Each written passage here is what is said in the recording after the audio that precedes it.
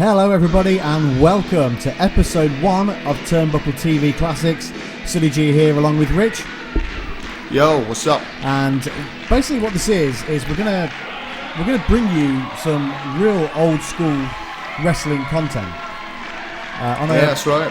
And so we're gonna have random matches, and starting off with this one basically, which is William Regal, as you would know him now, but in this he's Stephen Regal, or Steve Regal. And he's taking on Giant Haystacks in the Blackpool Tower, and this is from 1990.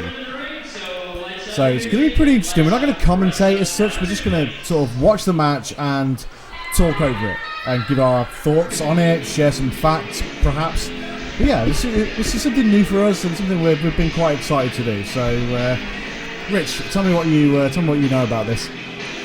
Well, we've delved deep into the archives for this one. So this first match, this is the first one of a double bill. We've got this is Blackpool Tower on the 27th of December 1990. And obviously it's got the beast that is Giant Haystacks just coming to the ring, and a very hench-looking William Regal, Stephen Regal as he is here. Yeah, so this is 1990. From doing a bit of research earlier on, I can see that sort of Regal started wrestling in like 1983, so he's probably like 7 years deep into his career at this point. Not too far away from going to WCW, which started in WCW in 1993. But look at the size of Giant Haystacks. It's so crazy. I was just about to say exactly the same thing. He is an absolute beast. He's a serious beast.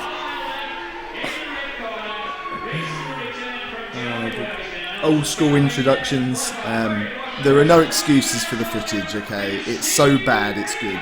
Yeah, I mean, it's super old school. It's pulled from... I mean, this is seriously pulled from the archives. Someone had a VHS tape somewhere, and these wrestling matches just happen to be on them, and now we have them. So that's basically where this idea came from. Just sort of having a bunch of old footage and being like, okay, well, let's watch them and talk about them. I guess they're almost sort of reaction videos, because you know, well, that's exactly. I mean, this is my first time seeing this, which I don't know about you, mate, but I've deliberately I had to do a bit of sort of skipping through it for editing purposes, but I just didn't want to watch more than I had to. And yeah, just for the very reason, you kind of want those real reactions, don't you? Absolutely.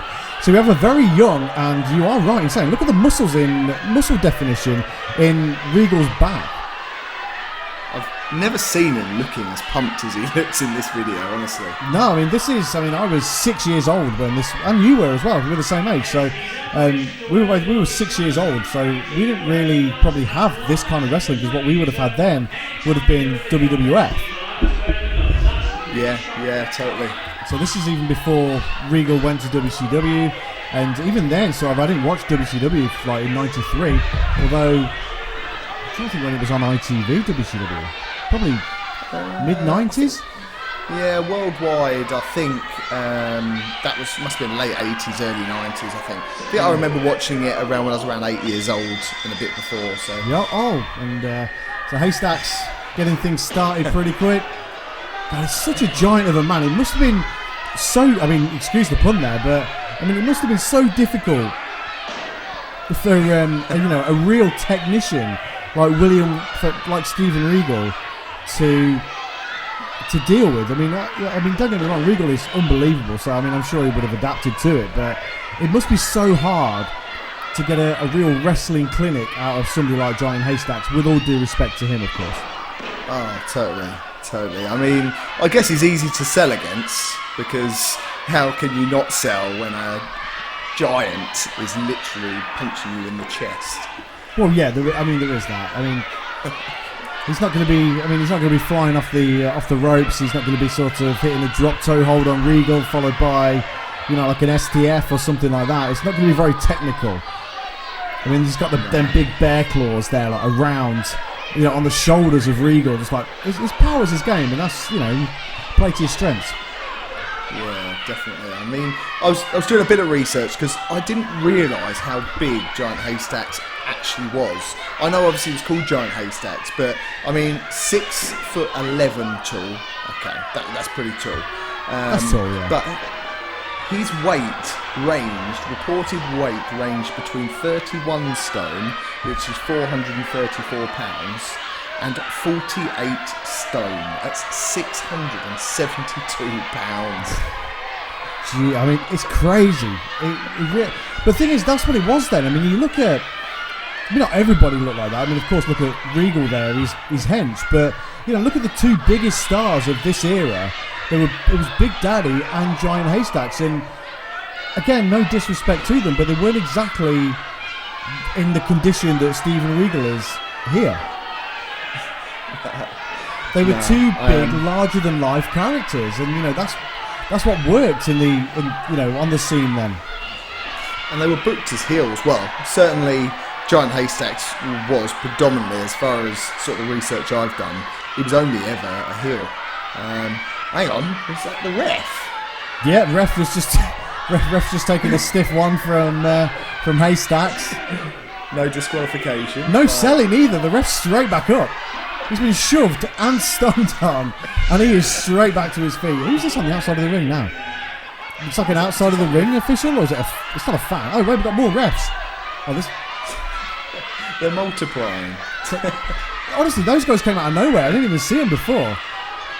Has he even been given... do you remember the public warnings? I don't even know if he's been given one of them. No, well, the ref got straight up. No sold the shove followed by the stomp.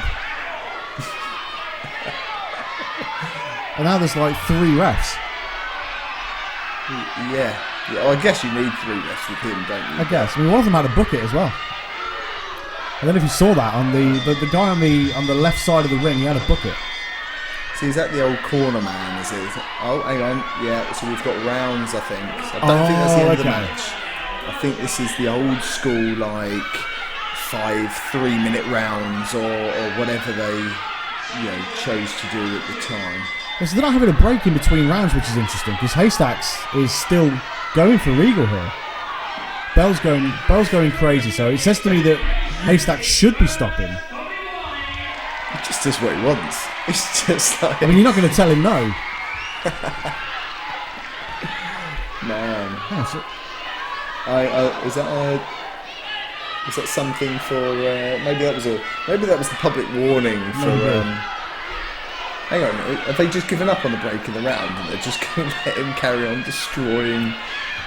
I think him destroying Regal was the break in the round. And that guy with the microphone was like, oh, they're ready for round 2. And then oh, here we go though. Regal, look at this. God, yes. The fans seriously behind him. Regal is jacked and a wonderful head of hair as well. Oh, look how young he is, man. Jeez. He still looks the same though, doesn't he? Like, he does still look good. I mean, he's only 51 now. He just still look good. I think he could probably still go as well. I imagine he probably could. Especially the style that he used to wrestle in. And again, obviously, there's nothing wrong with the style of wrestling, but because of the style that he wrestles, I think he could probably still go. It's very mat-based, isn't it? Yeah, very technical, isn't it? Very, the Doug Williams, the sort of that very technical, yeah. Also, okay, so Haystacks has removed the corner padding and has exposed the turnbuckles. Can you hear the crowd? Like, yeah, the crowd are going mental. They are literally going. So I've been to I go to loads of shows, and sometimes the crowd is frustratingly quiet. Yeah. For what they've got in front of them, but that is not quiet. That sounds like a football match. It does, but what I want to know is when did that mystique go? Like, because people are like going crazy. They're like literally rooting for Regal, like going crazy. I mean, kids screaming and going nuts, and they're not exactly witnessing a Will Ospreay versus Ricochet type, aerial onslaught. It's just literally Regal being the face, hitting strikes and trying to get Haystacks down, which of course he has now done. Yeah, a few good leg drops. I don't think I've ever seen him do a leg drop. I've definitely not seen him do a leg drop. Not in WWF or WWE at least. Oh, hang on. He's going for the... is he going to get himself a public warning? Oh. That was an inside leg. That's okay. Yeah. He's got a public warning. I love the public warnings. I forget those. The public warning is the most British thing of all time. I want to say you were allowed up to 3 of them. I want to three say strikes. three was I want to say 3 was a disqualification, but I'm sure somebody may know better and they're not correct, or it might have just varied. But crowd like firmly behind, like clapping and stuff. It is crazy because you really don't get that now. I always think we're spoiled, or we have been spoiled in the past, and now we expect so much that fans just don't go crazy now. Is Regal busted open? I can't tell. The footage is. I don't know if I it was don't think so. I think the footage has got a bit of a red glow to it, to be honest. I was just giving the V's, I think. Oh, look at this. Regal looks like Dino Bravo here. Do you remember Dino Bravo from? Yes. Yeah, he looks a little bit like that. Same type figure as well. Dino Bravo was huge too. Yeah, world's strongest man or something. He was his gimmick, wasn't it? Yeah. I mean, Regal is huge here. Look at his shoulders.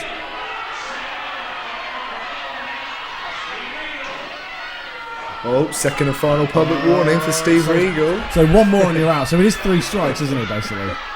What for, though? I think he's just being relentless. I guess he's not listening to the ref. I guess there's no 5 count here, but if there was, he would have broken that, wouldn't he? Yeah. Haystacks struggling. Oh, wait, the bell's ringing. Oh, it's just another round. It's got to be another round, isn't it? End of the round, end of the round. Okay. Haystacks needs a break this time. Yeah, he looks like he's... I mean, how does a guy that big have any, like, real cardio? Like, well, that's fair the thing. play to him. Just... Right, because they always say, like, I mean, you have to have serious cardio for wrestling. I mean, and, you know, I'm way, way, way smaller than Haystacks. And I don't think I could wrestle a full match. I mean, when you watch what he's been on the receiving end for the last... See, the thing is, right, he's just dropped that elbow and rolled and got up. I mean, it was quick motion too. It wasn't like a slow pace or anything like that. I mean, I know he used the ropes to help himself get back up, but is Regal done for here for an elbow drop? I think... Oh, yeah, I think he's done. I suppose... TKO, I guess. Yeah. I guess, you know, if you've got a 600-odd pound man drop a giant elbow in your throat, which looked similar to what it did, it would end most people. Yeah, for sure. He looks pretty relieved. Yeah.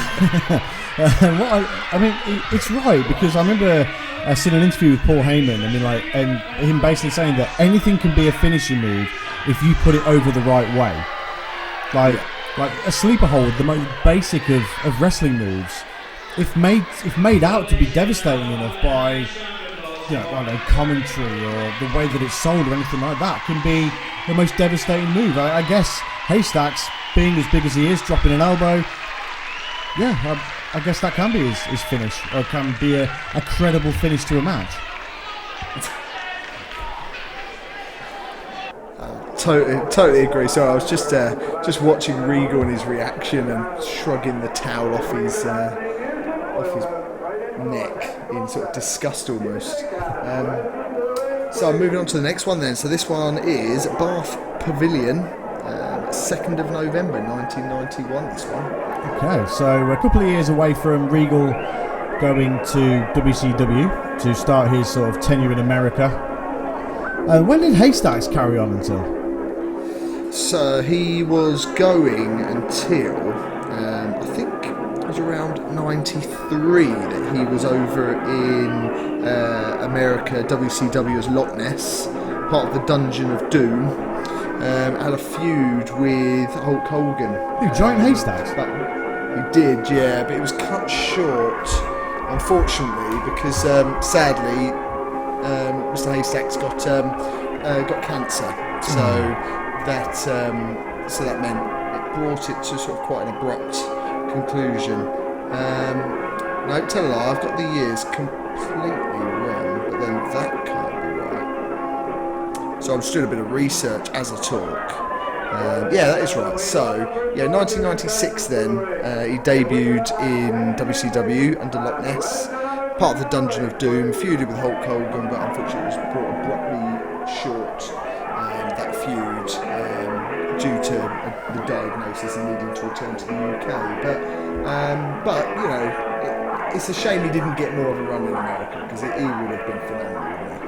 Yeah, I mean, how old would he have been at that point, though? So he passed away in 98, at 52, so it would have been 50. Okay. It would have been 50. So I suppose when he went over to America, it was just as sort of the American scene was starting to pick up, really, wasn't it?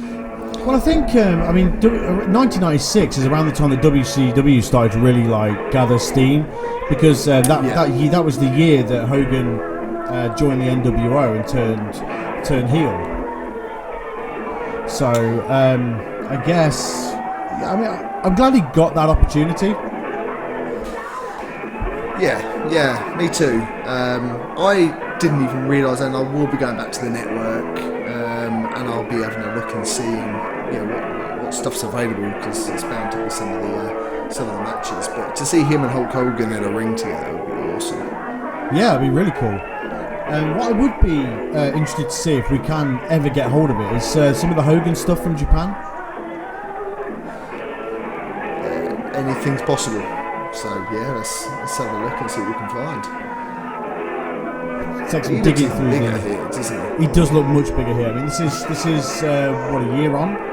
Yeah, just under so about 11 months on, and he looks huge. I mean, it's a different camera angle, granted, we're at a lower level, more ringside, but he looks huge. Let's see what the announcer calls him as.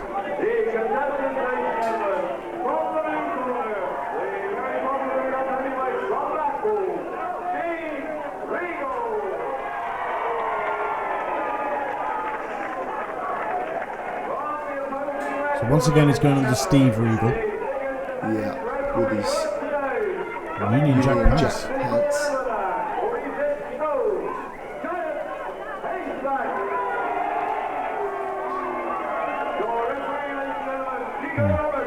I don't think they gave a weight, did they? I couldn't hear it if I did. I thought they may well have done, but I couldn't quite hear it. He is just massive. He is huge there. I mean, Regal looks hench. He's obviously managed to keep himself in shape in that year that's elapsed since their last encounter. Yeah, I think he's big time sort of gunning for America at this point in his career, isn't he? I think so. I mean, by this point, he'd been active sort of 8 years, doing the sort of Blackpool and other locals in the UK. I mean, I even think he wrestled at the local leisure centre where I'm from in Hinckley. So I think a lot of them did, to be honest. Davey Boy Smith, of course, the British Bulldog, and a lot Big Daddy, even Giant Haystacks, and they even wrestled in sort of Hinckley. Yeah, I mean, I think there was less venues that were being wrestled in, but there was a lot of big. Yeah, I used to go to Croydon, Fairfield Halls, or Fairfield Hall, I want to say it was called. Okay. And we had everybody. I saw Giant Haystacks once. I couldn't tell you what year it was, but it would have been early 90s. And I've got very vague memories of it, but he would have been the size he is there. Of course, yeah, definitely. And looking super impressive and probably intimidating the life out of me. I would love to see a Giant Haystacks win-loss record, because I don't anticipate he lost many matches in his time. I'm going to go with that. And probably the only sort of ones he did lose would have been to Big Daddy, wouldn't it, really? I would have thought so, yeah. Their famous feuds. But yeah, I guess that's just part of everything about him. He was obviously booked well, because he was always booked as a heel, and he was always probably booked to win. Yeah, and he was always such a big attraction as well, and Big Daddy as well, because Big Daddy was, arguably, I can't even say the word, the biggest superstar in the country. I mean, 100%. Oh, totally. Him and Giant Haystacks were the two biggest draws that this country's independent scene had seen, really. So it wasn't even an independent scene then, it was just UK wrestling. just the scene. I mean, Just people the still scene. talk about those now, don't they? They still talk about the good old days with World of Sport and Big Daddy versus Giant Haystacks. They don't talk about, any of the other guys that we'll probably find videos of and talk about and stuff over the time. They only talk about Big Daddy versus Giant Haystacks. That's how much they've imprinted on people's minds for 40 years, 30, 40 years. It's scary. People have really fond memories. Like when I used to speak to my dad about, but obviously I was young watching WWF, and my dad also, obviously seen some wrestling in his day, and he'd always sort of refer back to Mick McManus and Kendo Nagasaki and people like that. The players from World of Sport, basically. And I think if you speak to sort of people of a certain age and you talk about wrestling to them, they will always sort of allude to Big Daddy and Giant Haystacks. They're always like the first two names. Oh, totally. Which is what drew me towards the good old chokehold from the Giant, but is what drew me towards, of all the matches, and we've got thousands of possible matches we can be talking about, and as soon as I saw the name Giant Haystacks on there, it just had to be the first one that we had to go. Look at that! And him versus Regal is just unreal. Look at the crowd standing up in the front row, like just having a go at Haystacks, man. It's crazy. Well, that's the other thing as well, isn't it? Is in this period of time, people believe this was real. Yeah. That's one difference, and maybe that's where some of the passion is that they still believe that what they were viewing was two people really having a scrap. Yeah. I mean, it was always good versus bad. No in between, always good versus bad. And, if you're the bad guy, you can expect to get some real crap from the fans. I mean, they always have that joke of like old ladies sitting in the front row with their handbags and all that kind of thing. But that's real. Look at the hard camera here. Nearly all female. It's not even like a joke thing. It's a real thing. It's crazy. I mean, to be fair, on the subject of camera, this camcorder, this guy's obviously using an old school camcorder. It's actually pretty well filmed, to be fair. Yeah, it's not too bad. It's definitely doing the job. There's the round break now. Giant Haystacks having a sip of. It actually looked like beer, but I'm going to assume that it was water and it was just the colour of the footage that made it look like beer.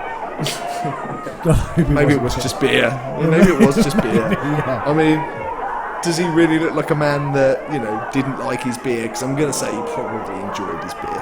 Yeah, I mean, he definitely looks like a lad that could put it away for sure. Nice punch. Yeah, Regal. Look at kick to the head. Nice, very nice. You see, these guys, Haystacks really paved the way for big men. Him and Big Daddy, of course. I mean, I'm hoping, in the footage that we have got some Big Daddy, because I think it's going to be really interesting to see, to be able to sort of talk about his matches, because obviously they're such fascinating characters. I mean, they are the first real superstars of wrestling. Yeah, definitely. But they're known worldwide as well. It's not even just in this country. Like, Big Daddy and Giant Haystacks, they are very... I mean, for one, they are, very sort of big names. You know what I mean? Like, they are unforgettable names. But, so people just know who they are. What's going on? What's going on here? Did Big Daddy ever go to America? Because obviously we know Giant Haystacks did, but I don't know enough about it. It was before my time. I'll have to do some good research. Yeah, definitely. I thought Haystacks was going to... what we're going through here is the same spot that we had. And to be honest, I think that's probably the case. I mean, they probably wrestled numerous times, pretty much the same match in different parts of the country, because actually when you travel in the road and, you're wrestling each other every night. So there it is again. That's the corner spot. That's fine. Public warning. Public warning. Second public warning. Second public warning. I think bring back the public warning. I love it. It does add something, doesn't it? It's a spot because I don't know if they'll do it in this match, but obviously in the last match, Regal then gets the upper hand, and then he deliberately has two public warnings because it's a great opportunity to rile the crowd up. Yeah. This might be that chance. Referee's like, no, you're going to get a public warning. Don't do it. Don't do it. Don't do it. Oh, there it is. Wait, so what? Now, in the interest of consistency, the referee has to issue a public warning with a huge clothesline. So that's Giant Haystacks' game, isn't it? Very sort of slow pace, big time power moves. So, you know, with all due respect to Giant Haystacks, he's not the most mobile. No. I mean, especially as he's getting bigger, you know, as time goes on. Here's Regal now with a choke. Oh, rings him up in the rope. Look how thick the ropes are as well, by the way. Have you noticed that? Well, one other interesting thing, obviously, is interesting the different rules at the time. Now, around this time in WCW, if you threw a wrestler over the top rope, that was a disqualification, if I remember correctly. Really? But obviously here in the UK, say, yeah, I'm sure. Well, I have to go back and have a look, but I'm sure you weren't allowed to throw them over the top rope in WCW when I was young and watching it. So obviously that's not the case here. There's the Regal leg drop. He loves his leg drops, doesn't he? Here we go again. He's going to do another. Executed wonderfully, by the way. Oh, yeah. You know what he said about the same spots? Yeah, I mean, Yep. there it is. Oh, inside of the leg. It's almost like we've seen it before. I'll be very interested to see how this match ends, because if the match ends in the same way, then we definitely know they just do the rounds, don't we? Yeah, definitely. I mean, and I get that, and I'm sure it's still the case now with like, oh, round's over. Okay, so here come the cornermen are interesting. They're not even like valets or managers or anything like that. It's just two blokes with buckets. I'm not sure if I like the rounds thing in respect of, because do you remember, I don't know if you saw it recently, but IPW, before their recent takeover, they were looking to do some this sort of thing with the rounds, and I don't think it received the greatest of, I don't think the fans enjoyed it, but we're not used to it, but it actually quite works. I don't mind it. I think it gives that sort of competition element to the matches. I mean, obviously it's a competition anyway because somebody's got to win, but I think it adds a little something more. So there it is. Because I mean, there was talk recently of WWE. It is. There was talk of WWE sort of doing the same thing with rounds. Okay, so so the match is finished by TKO again, but again, there's that use of the elbow drop being effective in taking Regal out, and it works. I'd be interested, and we will find many more Haystacks matches. I'd be interested to see how many matches he finishes in that way, because it could just be that is his finish, isn't it? He's like waiting for that chance. He drops that big elbow. Game over. It will be interesting. I mean, I'm to be honest, I've really enjoyed doing this. It's cool going back and looking at this old footage and giving opinions on it. Oh, totally. So I'm really excited to do more. But so our time with William Regal or Steve Regal has come to an end. Versus Giant Haystacks, of course, and I hope you've enjoyed it. And we'll definitely be plenty more to come. This is going to be a new series that we're going to look to do. Hopefully, most weeks we'll try and put at least one match out. Sometimes, if they're shorter matches, which these ones were both quite short, by their very nature, we can fit in two because we can. Absolutely.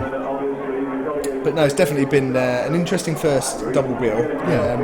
I'll just invite people to let us know what they think. Absolutely. So, thank you very much for watching episode 1 of Turnbuckle TV Classics.